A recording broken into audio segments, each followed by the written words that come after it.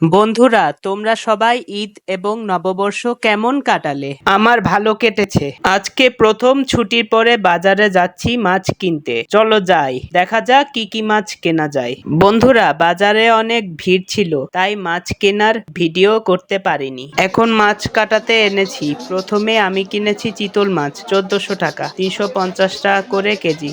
এরপরে কাতল মাছ কিনেছি 5 কেজি ওজনের 1500 টাকা দিয়ে, এবং সবশেষে গ্লাস কাপ কিনেছি 4.5 কেজি 1100 টাকা দিয়ে। সব মাছের আঁশ ছাড়ানো হয়ে গিয়েছে। প্রথমে কাতল মাছটা কাটা শুরু করলো। মাছটা অনেক তাজা, এই মাছটা ভেজে খেলে সেই মজা লাগবে। কাতল কাটা শেষ, এবার গ্লাস কাপ শুরু করলো। মাছে তেমন একটা তেল নেই, এই মাছটাও অসাধারণ হবে খেতে।